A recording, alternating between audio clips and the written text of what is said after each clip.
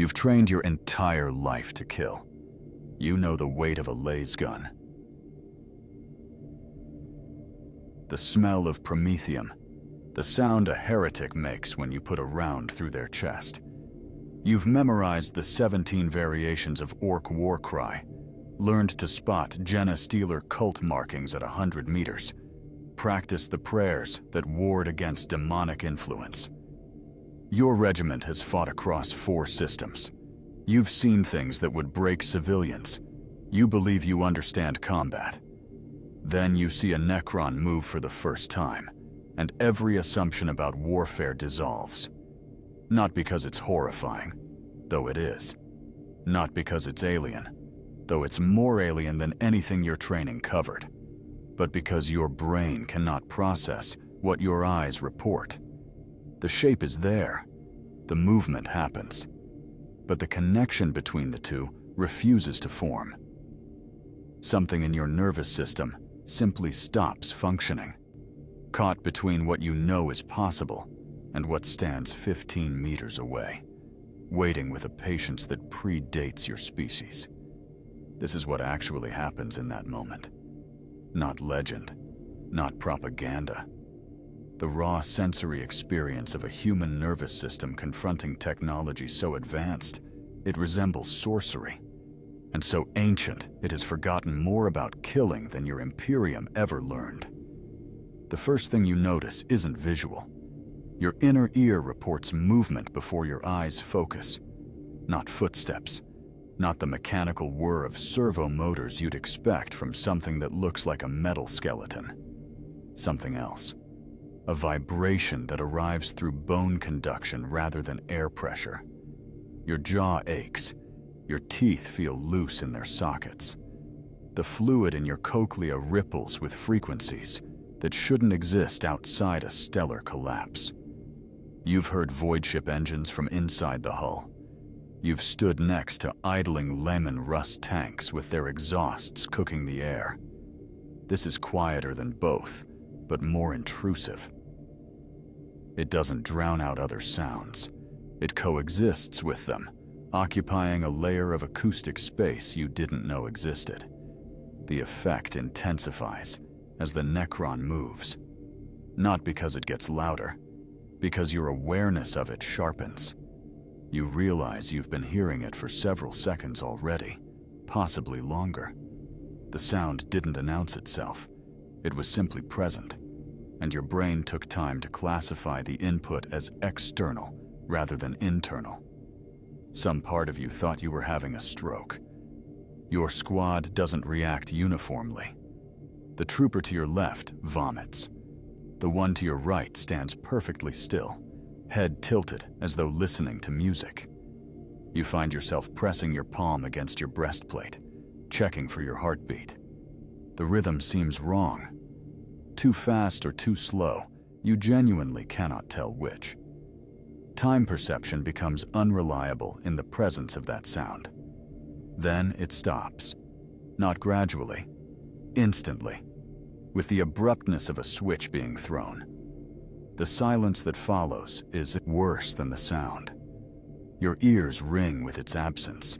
You realize the vibration was doing something to your nervous system, something your body adapted to in the few seconds it lasted. Now that adaptation is obsolete, and your sensory processing has to recalibrate. This recalibration takes approximately 3 seconds. The Necron covers 12 meters in that time. You didn't see it move. Your eyes were open. You were looking directly at it. The space between its position 3 seconds ago and its position now contains nothing. No blur, no afterimage, no trail of disturbed air. It was there. Now, it's here. The journey between the two states didn't happen in any way your visual cortex can parse. This isn't speed. You've seen things move fast. Eldar are fast. Genestealers are fast. Fast means your eyes track movement and struggle to keep up. Fast means motion blur and trajectories you can predict, even if you can't intercept them. This is something else. The Necron's limbs articulate through positions that human joints cannot achieve. The angles are wrong. An elbow bends backward, then forward again, before your mind finishes processing the first movement. A knee rotates through an axis that doesn't exist in human anatomy. The torso remains perfectly upright, while the legs beneath it execute maneuvers that should topple the entire frame. You try to track individual body segments. Focus on one leg. Watch it complete a step. Except it doesn't step. The foot is on the ground, then it's a meter forward, then it's on the ground again. The interim states: weight transfer, toe off, heel strike, are absent. You see positions A and C, but never position B. Your training called this tactical assessment. Watch the enemy's movement pattern. Predict the next position. Prepare your firing solution. The training assumed movement would follow physical laws. Inertia, momentum, action, and reaction. The Necron's motion obeys none of these. It doesn't accelerate or decelerate. It doesn't shift weight. It transitions between states like a picked screen image, changing frames, each position fully realized with no interpolation. The squad's heavy bolter opens fire. Mass reactive rounds cross the distance at 700 meters per second. You see the impacts: sparks, fragments of armor, blooms of disrupted metal. The Necron stands in the center of the impact zone, completely motionless. Then it's 2 meters left, still motionless. The bolter rounds that would have struck its center mass pass through empty air. The gunner didn't miss. The targeting was perfect. The Necron simply wasn't present in the space the rounds occupied. It existed before the shots arrived. It existed after they passed. During the fraction of a second when matter and target should have intersected, the target was elsewhere. This violates causality in ways your brain refuses to process. You understand cover. You understand evasion. This is neither. The Necron didn't dodge. It wasn't in the path to begin with, despite being in the path when the trigger was pulled. The heavy bolter falls silent. The gunner is staring at his weapon as though it malfunctioned. You know it didn't. You all know it didn't. The Necron raises one arm. The device it holds makes no sense. You've been trained to identify weapons by silhouette. Laser guns, bolters, plasma guns, meltas. Each has a distinctive profile built around functional requirements. Barrel length corresponds to range. Cooling vanes indicate energy output. Power packs slot into specific locations. Form follows function in ways that transcend culture. Even orc guns, for all their crude construction, reveal their purpose through shape. This device reveals nothing. It's a rod, approximately 1 meter long. No visible barrel, no trigger mechanism, no power source.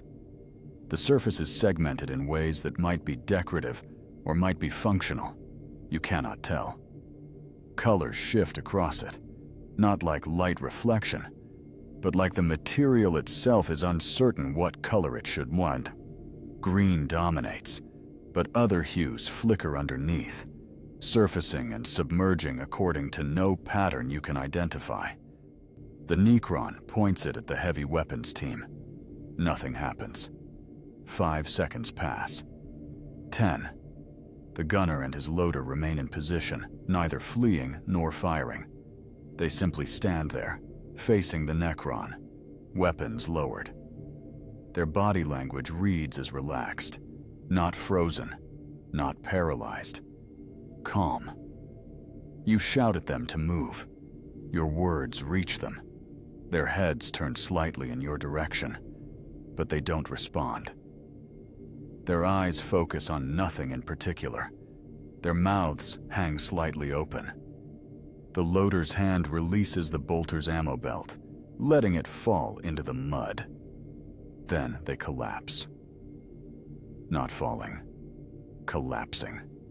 The structural integrity of their bodies fails simultaneously. Knees bend in directions knees don't bend. Spines compress as though the vertebrae turn to powder. Skulls deform, not crushed, but deflated, as if the bones softened into something malleable. The process takes perhaps 2 seconds. By the end, what remains on the ground doesn't resemble corpses. It resembles objects that were never alive to begin with. Arrangements of matter that happen to be composed of the same elements as human bodies, but organized wrong. There's no blood, no organs spilling out. The bodies didn't rupture. They transformed.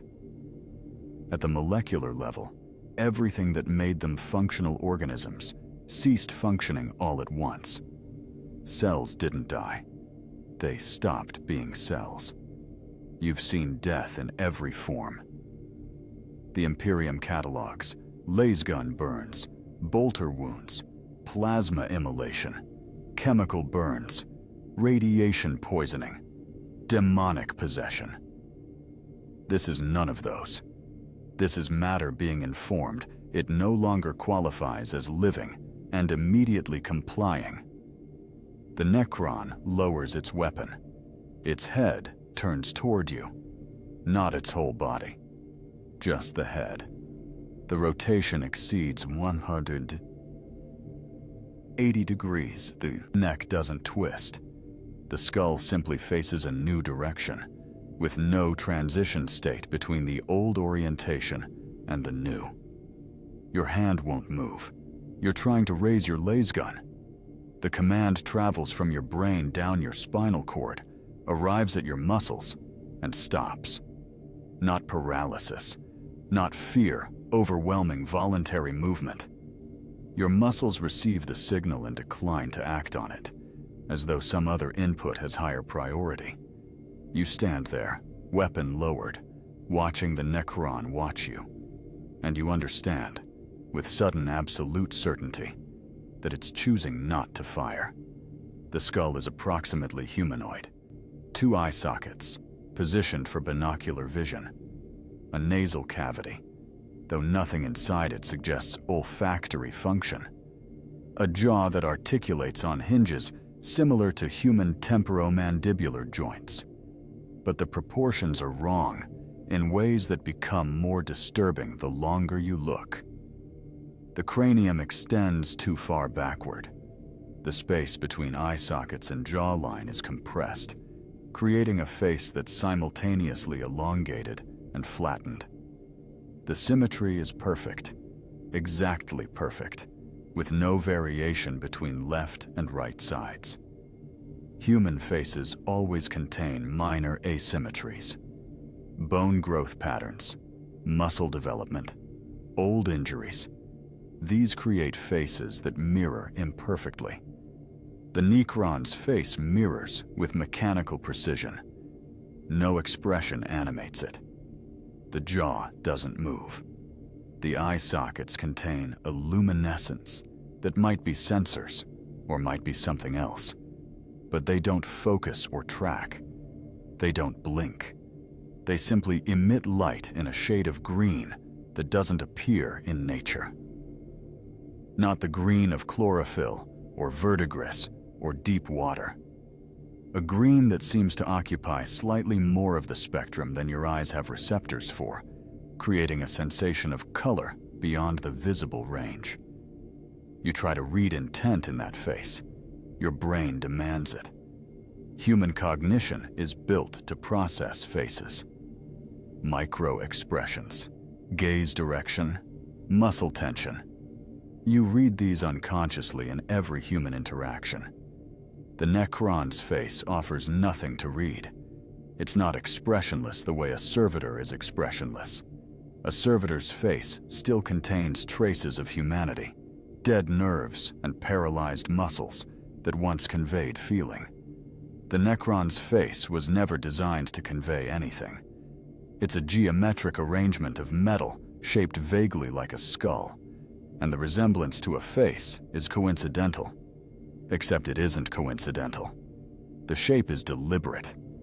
These things were built, or were once something that required building, by intelligences that understood what faces were.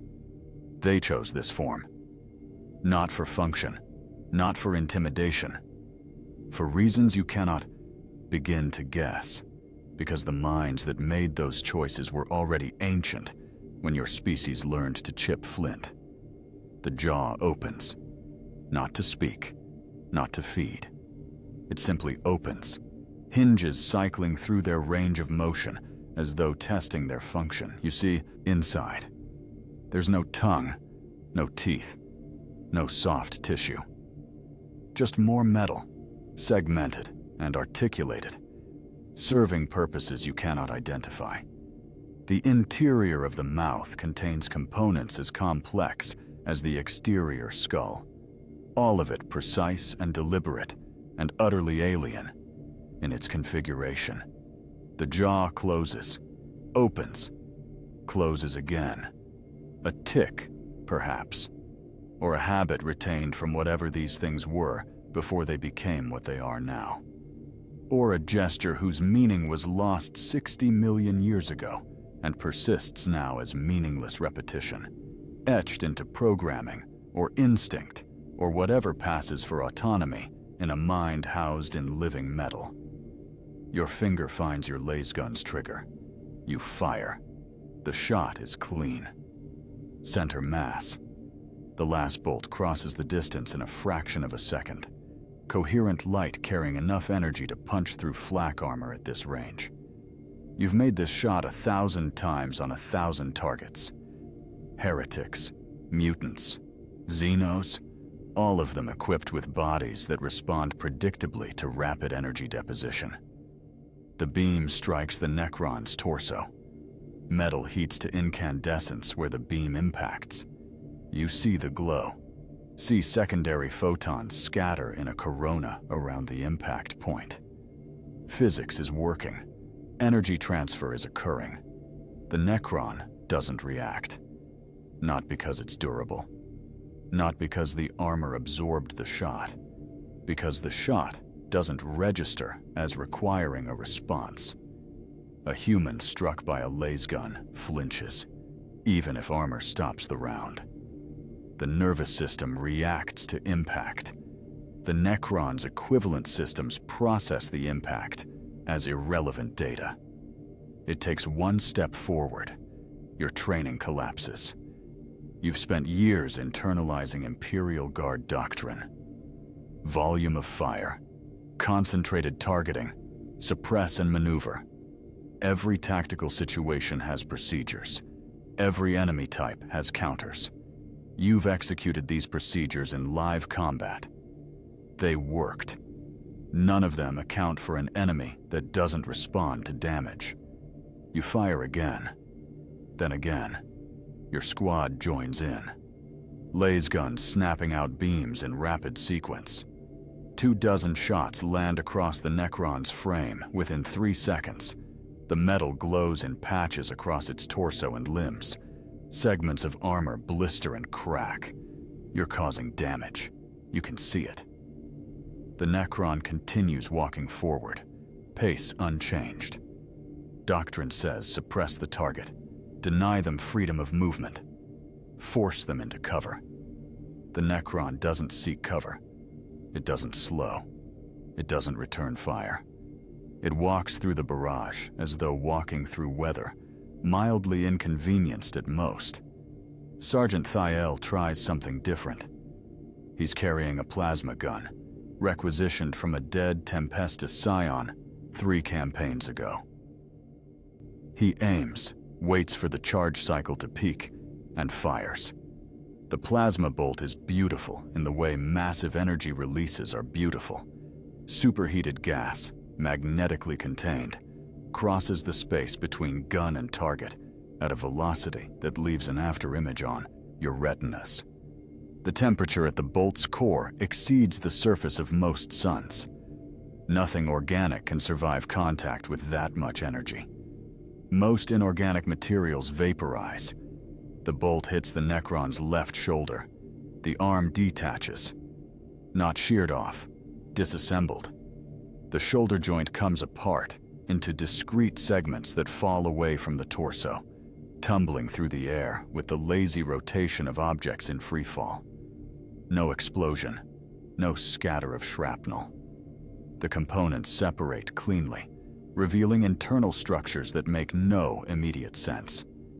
Rods and spheres and interlocking geometries, all of it glowing with the same wrong green as the eye sockets.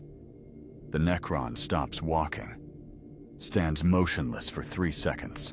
Then the arm reassembles. The fallen segments hover, suspended in violation of gravity. They orient themselves, aligning with mathematical precision, and flow back toward the shoulder. Metal touches metal with no visible fastening mechanism. The segments simply rejoin, edges meeting edges, surfaces becoming continuous. Within 5 seconds, the arm is whole again. No scar, no evidence of damage. It moves through its full range of motion, testing, then returns to rest at the Necron's side. Thiel's plasma gun cools down with a descending whine. He's staring at the weapon's power gauge. Full charge. The shot was good. Everything worked as designed. It just didn't matter. Your mind is trying to construct a tactical model and failing. Every enemy you fought operated within comprehensible parameters. Orcs were durable, but stupid. Genestealers were fast, but fragile. Chaos cultists had superior numbers, but inferior training. You built mental models of each threat, predicted their behavior, planned counters. The Necron doesn't fit any model. It's not durable. You're damaging it. It's not invulnerable. You destroyed its arm. It's not ignoring you. Its attention is clearly focused on your squad. But none of these facts combine into actionable intelligence. You try to think tactically and find yourself thinking in circles. If damage doesn't slow it, volume of fire is pointless. If it can repair itself, concentrated fire is pointless. If it can reposition instantly, maneuver is pointless. Every doctrine in your training assumes enemies operate on the same physical principles you do. The Necron apparently operates on different principles, and you don't know what those principles are. Trooper Ven breaks formation, turns, and runs. You don't blame him. You understand his reasoning perfectly. If the enemy cannot be fought, withdrawal is logical. If your weapons are ineffective, maintaining position is suicide. Every survival instinct, every particle of common sense says flee. The Necron's head rotates to track Ven's movement. It doesn't pursue, doesn't fire. Simply watches Ven sprint across 30 meters of open ground toward the tree line. Ven is young, fast, pumped full of adrenaline. He covers the distance in seconds. The Necron gestures with one hand. It's not pointing, not aiming. Just a small movement of its fingers, like someone brushing away an insect. No weapon is visible, no energy discharge, just the gesture. Ven's torso inverts. His body turns inside out around a point approximately 15 centimeters behind his sternum. Organs that should be internal become external. Bones that should be structural become decorative. The process is geometric rather than biological, as though space itself folded around him, and he was simply caught in the fold. He doesn't scream. Vocal cords require specific spatial relationships to function, and those relationships no longer exist in his anatomy. What remained standing for a moment resembles a sculpture made by something that understood human anatomy only from textbooks and decided to arrange the components artistically. Then it collapses into a shape that occupies less volume than a human body should occupy. The Necron's hand returns to its side. You realize you're on your knees. You don't remember kneeling. Your laser gun is on the ground beside you. Your hands are empty. Somewhere in the last 10 seconds, your nervous system decided that holding a weapon was pointless and devoted those neurological resources to more pressing concerns, like remembering how to breathe. Your squad is scattered. 3 troopers are running in different directions. 2 are prone, possibly dead, possibly paralyzed by the same survival instinct that's currently freezing your respiratory muscles. Sergeant Thael stands motionless, plasma gun aimed at the ground, face slack. The Necron stands in the center of your formation, equidistant from all of you, patient. You understand then what this is. Not a battle, not an engagement, an extermination delayed by curiosity. The Necron is observing, watching how you react, testing responses. Your squad isn't an enemy. Your data. Specimens exhibiting behaviors it finds noteworthy enough to postpone killing you for 60, maybe 90 seconds. When the observation concludes, you'll stop being interesting. The vibration resumes. Different now. Lower frequency. Stronger. It rattles your organs inside your ribcage. Your heart skips beats, trying to synchronize with a rhythm that has nothing to do with cardiovascular function. Your diaphragm spasms. You cough, taste blood, can't tell if you bit your tongue or if something's hemorrhaging internally. The Necron is doing something. Its free hand moves through a sequence of gestures, fingers articulating through positions too complex to follow. Each gesture corresponds to a shift in the vibration's character. The sound is communication, you realize, not speech, not language as humans understand it, but information transfer, patterns encoded in frequencies your ears were never meant to detect. Something responds. The air 12 meters behind the Necron develops a quality you don't have words for. It's not darker, not brighter, not distorted. But your eyes refuse to focus on it. Every time you try to look directly at that space, your gaze slides away, settles on objects adjacent to it. Your peripheral vision insists something is there. Your central vision reports empty air. The quality intensifies, spreads, becomes a volume rather than a point. Space itself seems uncertain in that region, as though multiple possible configurations exist simultaneously, and reality hasn't committed to which one is actual. A doorway opens, not a door in anything, just a doorway, freestanding, bordered by a geometric frame that gleams with that same wrong green luminescence. The frame is two-dimensional, impossibly thin, containing a darkness that doesn't reflect light or absorb it. The darkness simply exists as an alternative to the concept of illumination. More Necrons emerge from the doorway. 4 of them, then 6. Then a number you can't count, because keeping track requires sustained attention, and your attention keeps fracturing. Each one identical to the first, in proportion and configuration. Small variations in armor patterning differentiate them, but the underlying template is the same.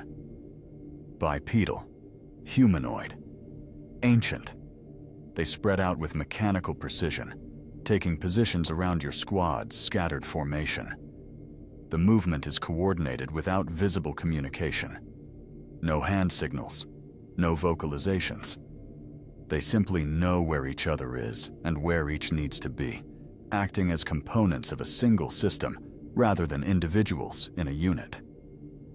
You realize you're surrounded, not tactically surrounded. You've been surrounded before, by orcs on Gravik 2, by cultists on Hadron's world.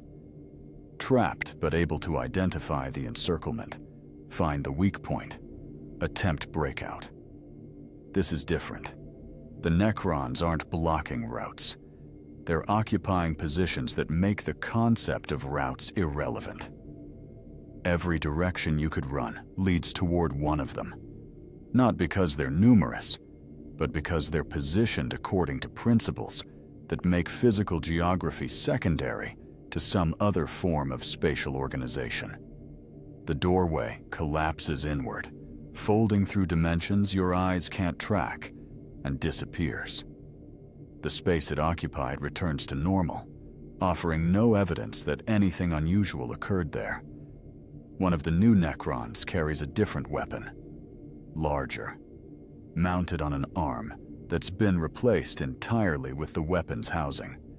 The barrel, if that's what the protrusion qualifies as, is segmented, sections rotating around a central axis, each rotation accompanied by a spike in that bone-conducted vibration.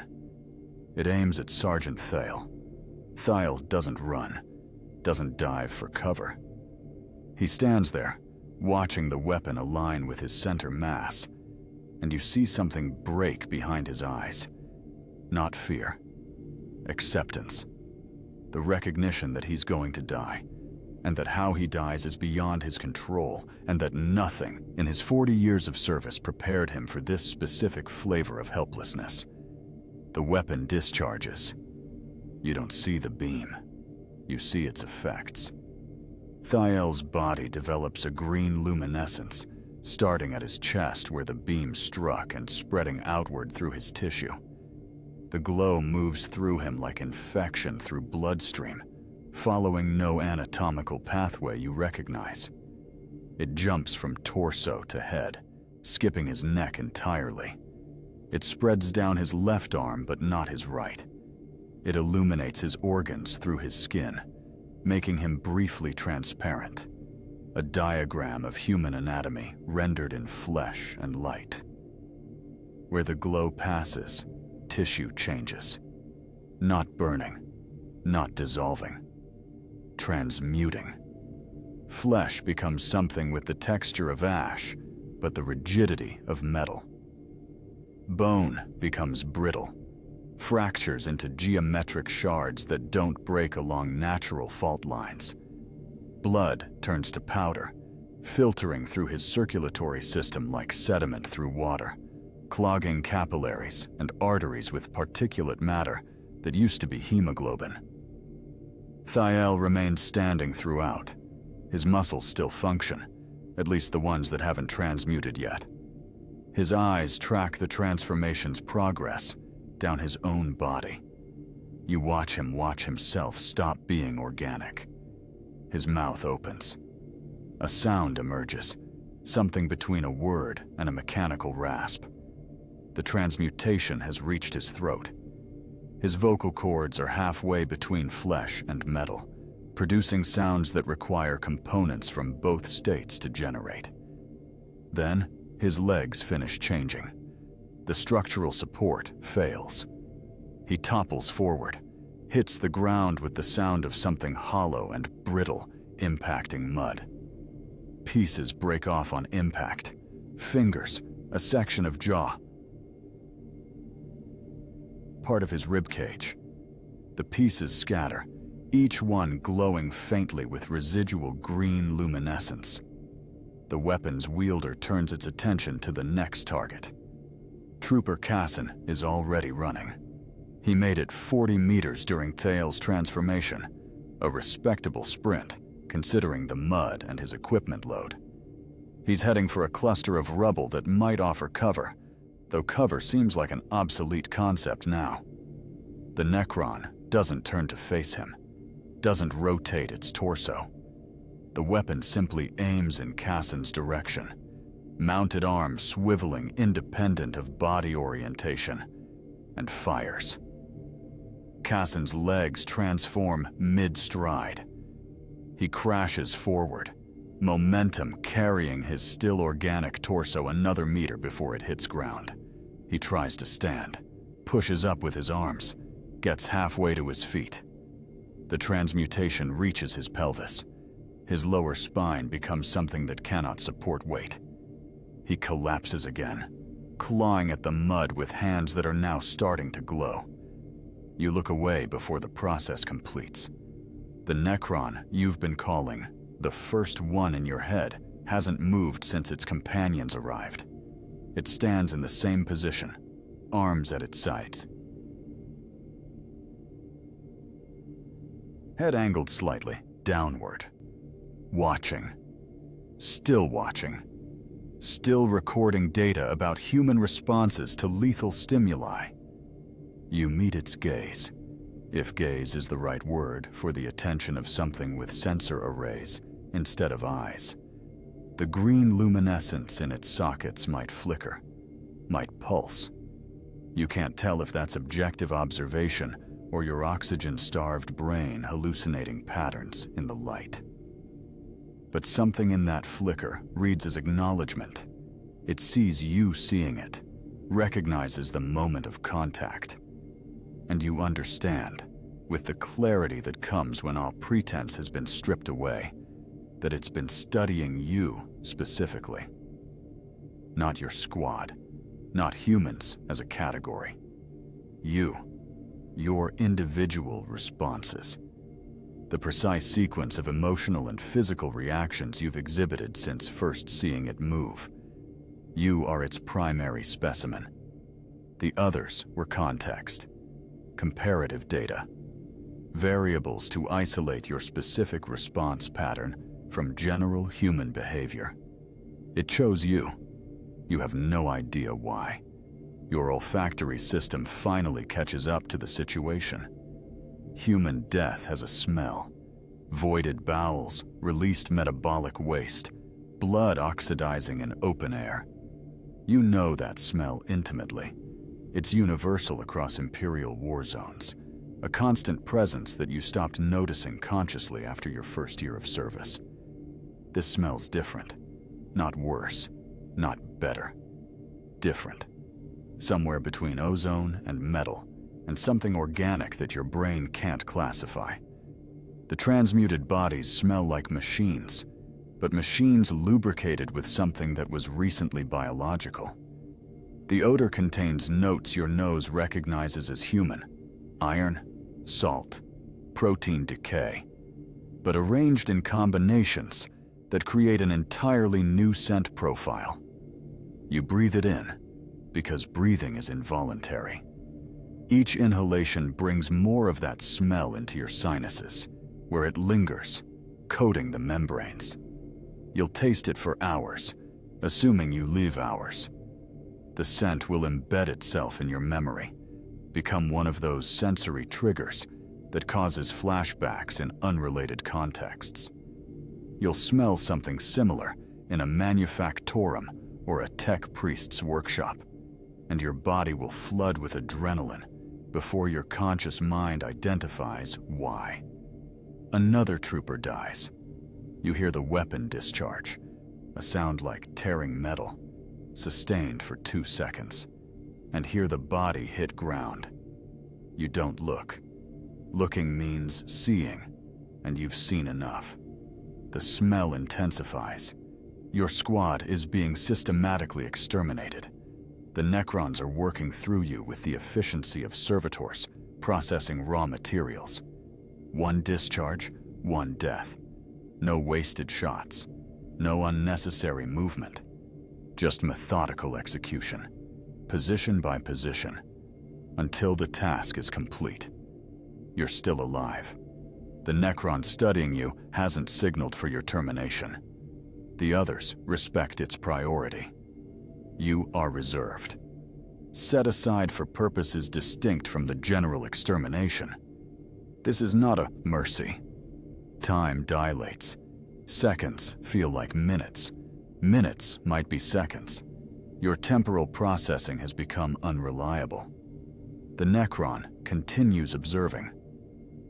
You're kneeling in mud, unarmed, surrounded by the transmuted remains of your squad, and it simply watches. Its skull tilts fractionally left, then right, examining you from slightly different angles, cataloging details. You try to think of prayers, the litany of protection, the benediction of the lasgun, the soldier's hymn. Your memory produces fragments of each, words jumbled together into nonsense. Your brain is rationing resources, shutting down non-essential processes. Rote memorization apparently qualifies as non-essential.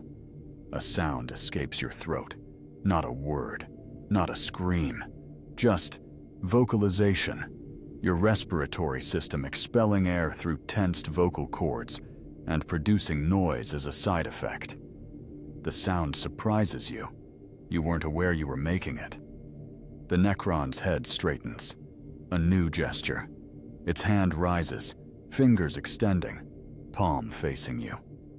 The gesture resembles something you've seen humans do, though you can't remember the context. A greeting? A blessing? A command to halt? The vibration changes again. Higher frequency this time, less felt through bone, more heard through air. It's almost musical. If music were composed by something that understood rhythm, but not melody. Patterns repeat with mathematical precision. Themes emerge, develop, resolve into structures that approach beauty before collapsing back into alien dissonance. You realize you're crying. Tears track through the mud on your face. You don't remember when they started. Your eyes burn.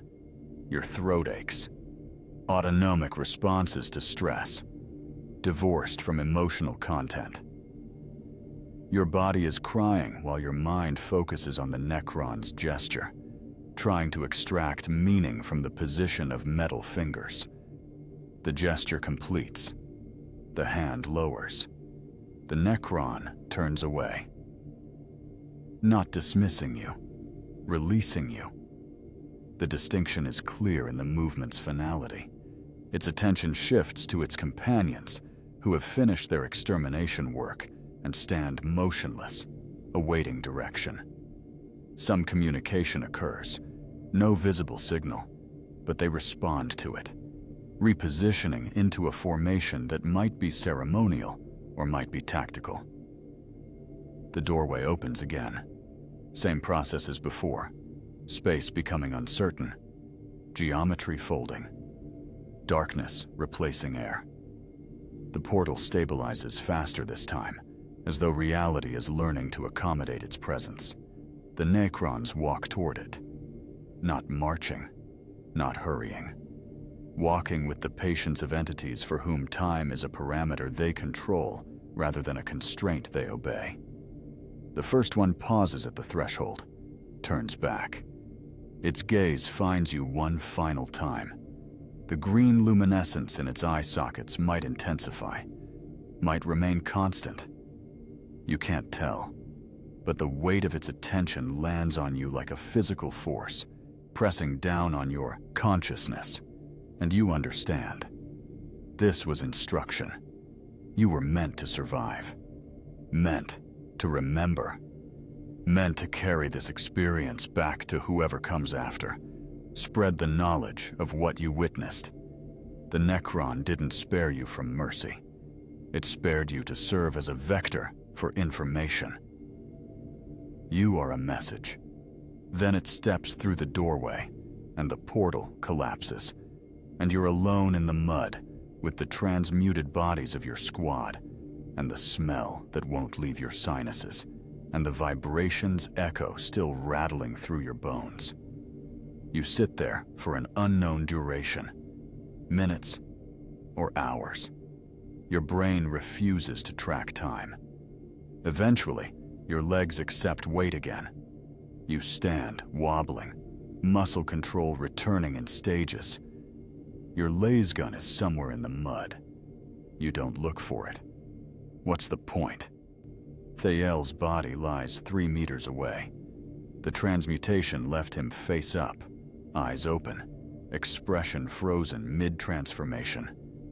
You can see where flesh transitioned to the not metal substance. The boundary is precise, a clean line of demarcation with no gradient. On one side of the line, he's human. On the other, he's something else. You walk past him, past Casson, past the others, whose names you remember but don't let yourself think. The tree line is 40 meters distant. You focus on that objective. Reach the trees. After that, you'll consider what comes next. Your breathing steadies. Your heart rate drops toward normal. Physiological crisis resolving now that the immediate threat has departed. Your body thinks you're safe. You know better. Safe is an obsolete concept. You've seen what walks through the galaxy wearing the shape of something that used to be alive. You've felt its attention, precise and cold and vast beyond comprehension. You know now what the Imperium faces in the spaces between stars, the territories reclaimed by things that owned this galaxy before humanity learned to make fire. And you know the most terrifying part. They're waking up, not all at once, not everywhere, but gradually, systematically, from tomb worlds scattered across the galaxy, from crypts buried beneath hive cities, and agri-worlds, and shrine worlds. The Necrons are returning, and they're doing it patiently, because they have patience measured in geological epochs. They can afford to wake slowly, to observe, to catalog, to study the species that infest their ancient empire before deciding how to reclaim it. You reach the trees, look back at the clearing. The bodies look small from here, insignificant. 11 troopers and 1 sergeant reduced to objects in mud, distinguishable from rocks and debris only by their vaguely human profiles. The Imperium will classify this as acceptable losses, a full squad for a Xenos contact report. Fair trade. Except you don't have a report, not one anyone will believe. What do you write? The enemy moved in ways physics doesn't permit. Repaired damage, instantly killed through mechanisms unknown, and let me live for reasons unclear. That's not tactical intelligence. That's heresy. Questioning the Omnissiah's dominion over physical law. But you'll file it anyway, because the Necron chose you as its messenger, and messages demand delivery. You turn away from the clearing and start walking. The nearest Imperial position is 17 kilometers northwest, assuming your mental map is accurate, assuming you can navigate without stars in daylight, assuming you reach it before something else finds you. The smell follows. You breathe it with every step, unable to escape the scent of transmuted death. It's in your uniform now, absorbed into the fabric, a permanent reminder that you've been marked by something older than your species' written language. You walk, and you remember, and you carry the message carved into your nervous system by green light and impossible motion, and the weight of attention from something that watched you almost die and decided you were more useful alive. What it's really like to encounter a Necron. You survive, and the survival is worse than death would have been, because now you know. You know what's out there in the dark, what's waking up, what's coming. And knowing changes nothing. You're still just one human with one lasgun on one planet, in a galaxy with 1 million worlds. The Necrons are still ancient, still immortal, still patient, still utterly indifferent to whether you live or die, except insofar as your survival serves their purposes. You reach a stream, kneel, cup water in your hands, drink. The water tastes like metal. Everything tastes like metal now. The smell has colonized your senses, become your baseline. You'll never taste clean water again.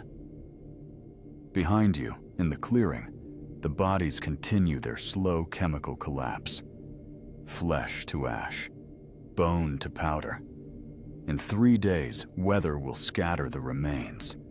In 3 weeks, vegetation will reclaim the ground. In 3 months, no evidence will remain, that a squad of Imperial Guard died there. Except you. You'll remain. Walking proof of the encounter, carrying the memory forward until someone believes you, or until you die, trying to make them understand. You stand. Keep walking. The sun moves across the sky, casting shadows that lengthen as afternoon turns to evening. You don't notice. Your attention is internal now, focused on the memory, replaying every detail, trying to extract meaning from the encounter. The Necron tilted its head. Why? What data did that angle provide that straight-on observation didn't? The Necron gestured with specific fingers. Why those fingers? What did the pattern mean? You have questions now. Thousands of them. Questions that will haunt every quiet moment for the rest of your life. Questions no one in the Imperium can answer, because the things that could answer them stopped being alive 60 million years ago and didn't die. They just changed. This is what it's really like. You survive and you spend the rest of your life trying to explain the unexplainable to people who dismiss you as traumatized or corrupted or simply mad.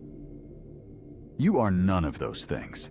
You're just a guardsman who saw something true and terrible, and truth and terror are indistinguishable when you're standing in front of a Necron. Watching it watch you, understanding that it's letting you live because your death serves no purpose, and that realization is worse than any weapon it could have used. You keep walking. The trees thin ahead, giving way to scrubland. Beyond that, hills. Beyond those, maybe Imperial forces, maybe salvation, maybe just more questions. The smell follows. The memory follows. You follow the path ahead, because it's the only direction available, carrying your message toward whatever comes next, knowing that delivery won't bring peace, won't bring closure, will only spread the knowledge that somewhere out there, something is waking up, and it remembers when your species didn't exist, and it will still remember after you're gone. That's what it's really like.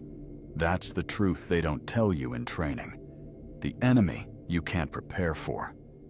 The experience that breaks something fundamental in how you understand existence, and you survive it, and the survival changes you, and you carry that change forward like a scar cut into the structure of your thoughts.